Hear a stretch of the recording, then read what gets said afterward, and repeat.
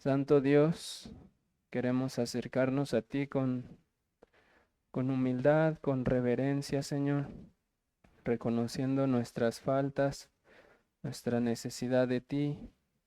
Queremos orar por los méritos de Cristo para que nos des la confianza de acercarnos a ti, para que nos des la sabiduría para no solo para entender esto que estamos estudiando, sino para aplicarlo, para recordarlo, para que veamos el fruto de todo esto y crezcamos en obediencia, en santidad. No queremos depender de mis fuerzas ni de la fuerza de nuestro intelecto. Queremos que sea tu Espíritu el que hoy nos ayude, nos instruya, nos dirija a pesar de la debilidad, el cansancio, cualquier distracción, cualquier preocupación, cualquier cosa que pueda eh, distraernos, Señor, que podamos ver la importancia de estas doctrinas, que podamos tener un entendimiento correcto del arrepentimiento y una práctica correcta del arrepentimiento. Úsanos a pesar de nuestras carencias, de nuestras dificultades. Úsanos a pesar de lo débiles que somos, para que yo pueda ser claro, Señor, y para que mis hermanos puedan escuchar y entenderlo y aplicarlo, Señor. Danos la diligencia para meditar en estas verdades y para que no se queden solo en nuestras mentes.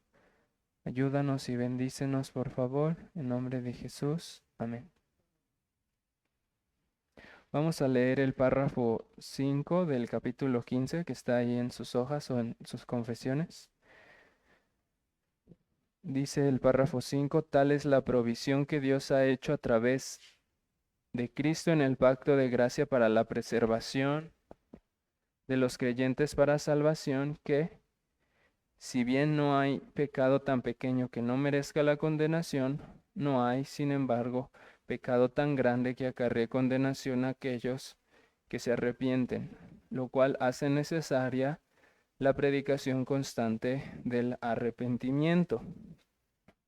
Esta es la manera en la que concluye nuestro capítulo 15 del arrepentimiento para vida y salvación. Y creo que este último párrafo tiene una relación muy estrecha con el anterior que vimos la semana pasada. La semana pasada vimos en la confesión cómo la confesión expone la naturaleza continua del arrepentimiento. Y vimos varias razones por las cuales es necesario que el arrepentimiento o la obra del arrepentimiento continúe por el resto de nuestras vidas.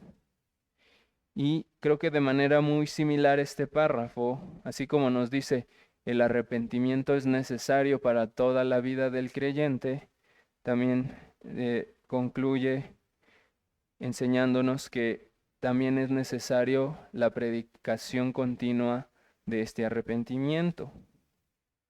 Entonces, en pocas palabras, no solo es necesario arrepentirnos constantemente por causa de que hay un remanente de pecado en nosotros, sino que también es necesario, como dicen los redactores de la confesión, que se predique constantemente esta doctrina. Y si lo pensamos detenidamente, tiene mucho sentido que se añada este punto, porque no solo basta con saber qué es el arrepentimiento, en qué consiste, sino que es necesario que la Iglesia de Cristo no se olvide de predicar el arrepentimiento. Y eso no es solo para pecadores perdidos, sino también para creyentes verdaderos. Es decir, es necesario predicar el arrepentimiento. Primero, por un lado, tenemos a los que no han creído, porque ellos necesitan arrepentirse y creer para venir a Cristo, y es necesario que se les predique el arrepentimiento. Pero en los creyentes también es necesario que se predique el arrepentimiento por causa de que hay un remanente de pecado en nosotros. Y porque en los creyentes el pecado endurece, el pecado causa estragos, el pecado nos engaña y podemos caer en el engaño de que no necesitamos arrepentirnos o de que ese pecado como tal que estamos abrazando no necesitamos hacer nada, que podemos estar bien sin arrepentirnos. Por eso en ese sentido la confesión ya nos había enseñado en el capítulo 11, en el párrafo 15, si tienen sus confesiones, si no yo se los leo. Dice, Dios continúa perdonando los pecados de aquellos que son justificados. Y aunque ellos nunca pueden caer del estado de justificación, sin embargo pueden por sus pecados caer en el desagrado paternal de Dios. Y en esa condición no suelen recibir la restauración de la luz de su rostro hasta que se humillen, confiesen sus pecados, pidan perdón y renueven su fe y su arrepentimiento. Eso es algo que ya la confesión había dado por sentado, que los creyentes deben renovar su fe y su arrepentimiento y que va a haber pecado en ellos y que su pecado no solamente va a estar ahí, sino que es capaz de endurecerlos a tal grado que caigan en un desagrado paternal de Dios. Y pareciera como que este párrafo está retomando eso que vimos en el 11.5, porque ahí se tratan puntos similares. Por ejemplo, se reconoce que los creyentes van a seguir pecando, aún después de ser justificados, y aunque también se reconoce que aunque sus pecados sean dignos de condenación, no existe pecado que les pueda acarrear condenación, o como dice el otro párrafo, no hay ningún pecado que pueda quitarles su estado de justificación. Y todos nosotros sabemos que eso no significa que con estas enseñanzas no estamos diciendo que tenemos como cristianos la libertad de menospreciar el pecado. Porque un cristiano no podría decir libremente, sí pequé, pero no importa porque Dios ya me perdonó. Ningún cristiano saludable podría decir eso. Pues no importa que ya pequé porque ya Dios ya me perdonó y ya no hay pecado que me pueda condenar, ya para qué me arrepiento. No sería congruente con un corazón regenerado. Y porque también lo que vimos en el 11.5 de la confesión es que el pecado no arrepentido puede causar que los creyentes caigan en el desagrado paternal. Y eso hace que necesiten ser restaurados. Y dice la confesión en el 11.5 es que esa restauración viene por medio de humillación, por medio de humillarse, confesar sus pecados, pedir perdón y renovar la fe y el arrepentimiento. Entonces, por eso es necesario que constantemente se predique el arrepentimiento no solo a los que no creen, sino a los que creen. Porque si el pecado endurece de tal manera y el arrepentimiento no está siendo predicado y no estamos estando expuestos a la predicación del arrepentimiento, pues ese endurecimiento va a empeorar cada vez más. Entonces, podría decirse entonces que el tema central de este párrafo es la necesidad de predicar constantemente el arrepentimiento. Y la manera en la que se nos expone esta necesidad es por medio de dos puntos, por medio de un recordatorio solemne o una advertencia solemne y por medio de unas palabras de consolación. O sea, el punto central es: necesitamos que el arrepentimiento se predique constantemente, y para eso vamos a ver primero una advertencia solemne y después unas palabras de consuelo.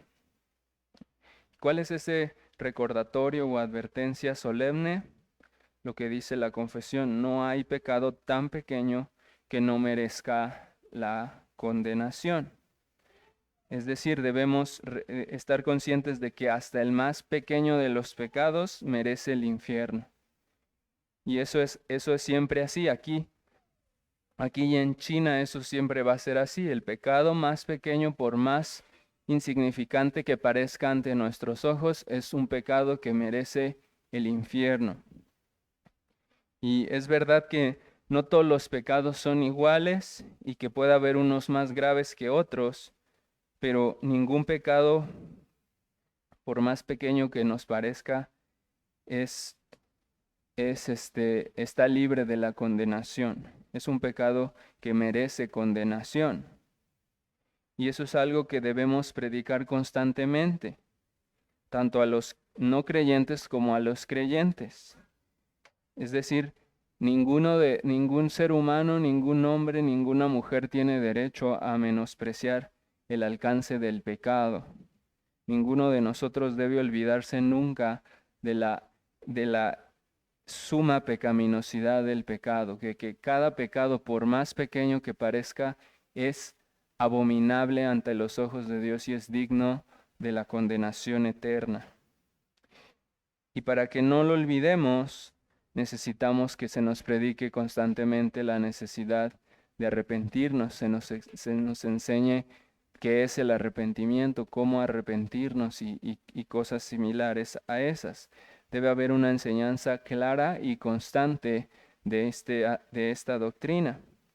Y en teoría eso es lo que ya hemos hecho en el capítulo 15. Hemos visto cómo es este arrepentimiento, hemos visto que es un don de Dios, es un regalo que Dios nos da para que reconozcamos nuestro pecado, para que lo aborrezcamos, para que pidamos perdón y para que abandonemos ese pecado. Pero en la práctica sabemos que va a haber siempre muchos matices y muchas situaciones en las que necesitamos recordar el arrepentimiento. Necesitamos, como lo vimos la semana pasada, aprender, por ejemplo, la importancia de arrepentirnos de pecados específicos o que se nos enseñe la necesidad constante de examinarnos y examinarnos correctamente, porque muchas personas pueden caer en el error de ser tan críticos, tan minuciosos en sus autoexaminaciones y comienzan a mirar solo su pecado y empiezan a dejar de ver a Cristo.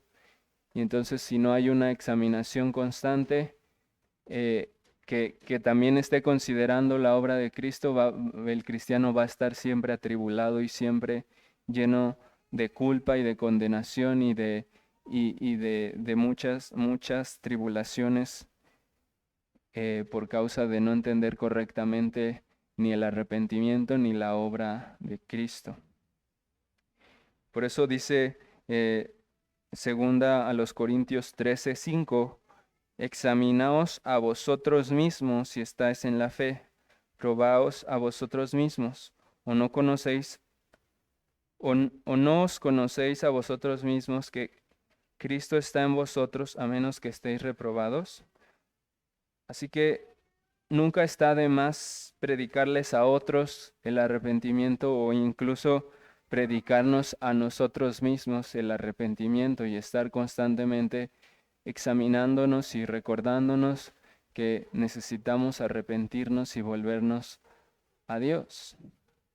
Entonces, esa es la advertencia solemne, que el pecado es pecado. O sea, un creyente va a pecar y ese pecado que comete ese creyente por sí mismo es un pecado digno de condenación. No es diferente porque es un pecado menos condenable o un pecado mejor simplemente porque fue cometido por un cristiano. Sigue siendo pecado y sigue siendo abominable. Y eso nos lleva a las palabras de consuelo. Es verdad, mi pecado como cristiano es condenable en sí mismo. Ese pecado, el pecado que yo cometí hoy en la mañana, es suficiente para condenarme a mí por siempre y para condenar a todo el universo, un solo pecado. Por eso la los textos de prueba que nos da la confesión son el Salmo 130, versículo 3, que dice, si mirares a los pecados, ¿quién, oh Señor, podrá mantenerse? Todos los pecados, cualquier pecado, si Dios lo toma en cuenta, ¿quién puede mantenerse? O también nos da el Salmo 143, versículo 2, que dice, no entres en juicio con tu siervo, porque no se justificará delante de ti ningún ser humano. Ahí está implícita la suma pecaminosidad del pecado, está implícita el hecho de que no hay pecado menor delante de Dios, no hay, nunca Dios va a ver el pecado como algo insignificante, siempre va a ser algo reprobable. Y, y por eso está de la mano entonces las palabras de consuelo de este párrafo, para que ningún creyente genuino se quede aplastado por la vergüenza de la culpa de su pecado.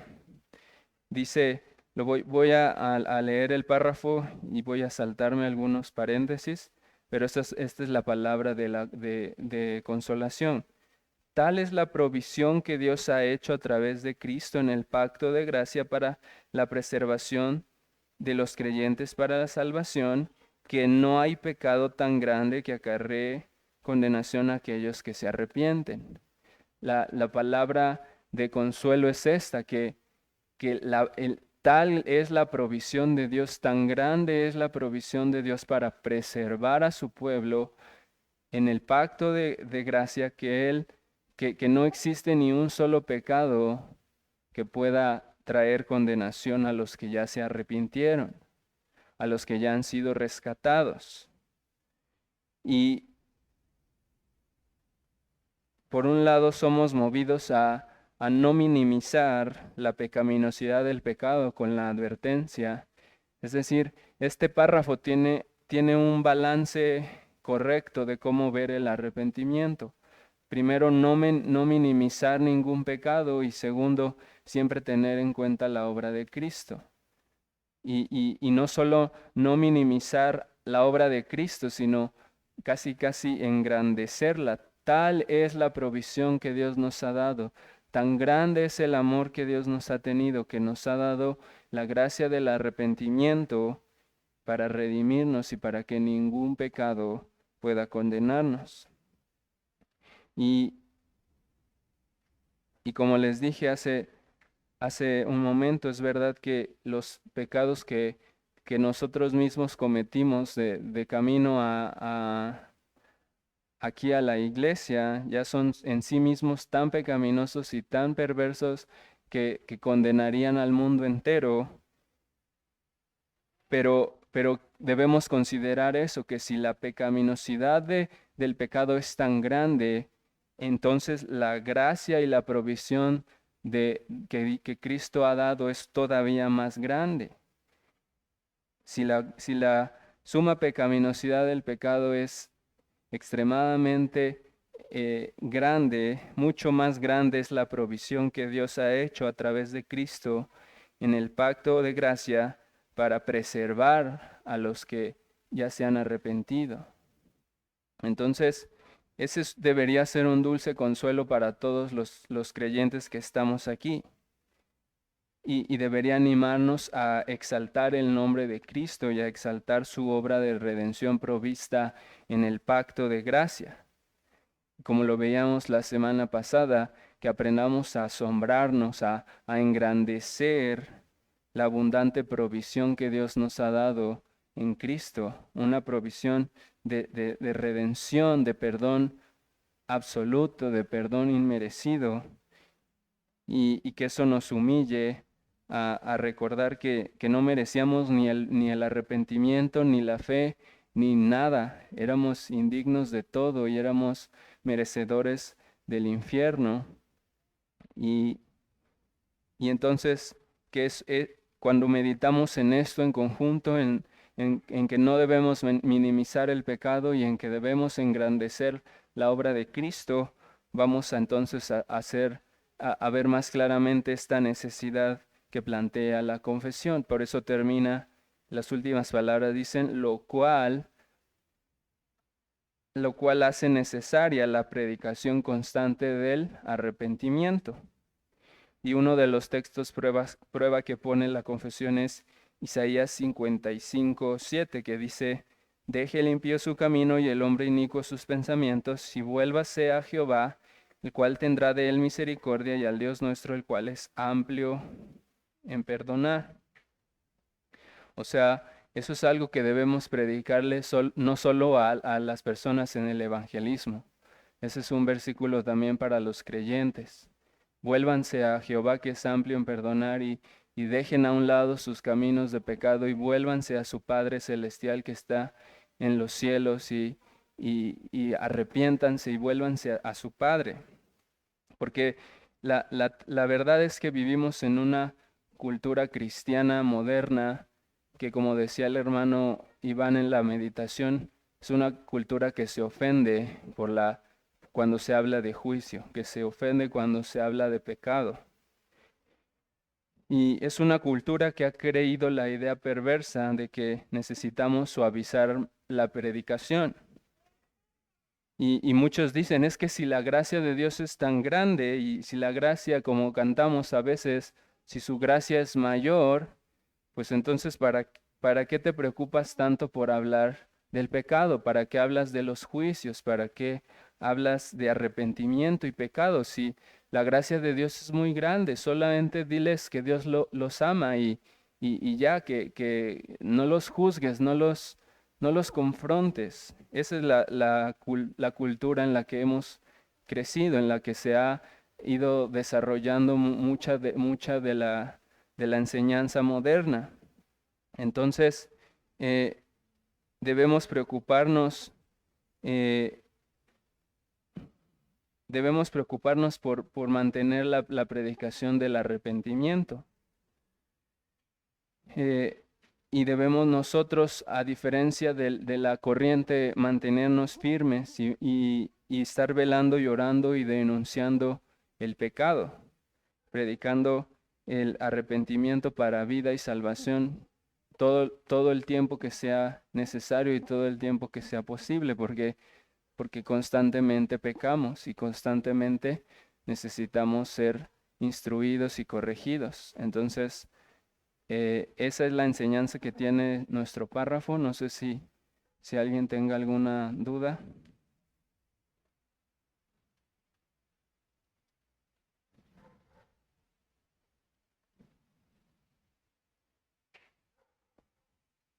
Vamos a orar para concluir, hermanos. Amado Señor, te agradecemos tanto porque nos das esta provisión tan grande, tan inmerecida, tan asombrosa, que aprendamos nosotros a no minimizar nunca nuestros pecados, a no olvidarnos de cuán grande eres y cuán grande es tu perdón, de cuán consolador es el hecho de que ya somos perdonados, que eso nos mueva a arrepentirnos, a confiar en ti, a confesarte el pecado, a examinarnos con humildad, con diligencia, y que tú nos guíes como iglesia a arrepentirnos, a confesar nuestros pecados unos a otros, a no tolerar el pecado, Señor, y que también nos des la gracia de crecer en la esperanza de verte pronto, como lo escuchamos hoy, que tú te glorifiques y te magnifiques en nuestras vidas y nos permitas seguir adelante hasta que tú vengas. Gracias por este día del Señor y gracias por la comunión que tenemos aquí. Por favor, bendice a tu pueblo toda esta semana que inicia. Danos la fuerza para seguir.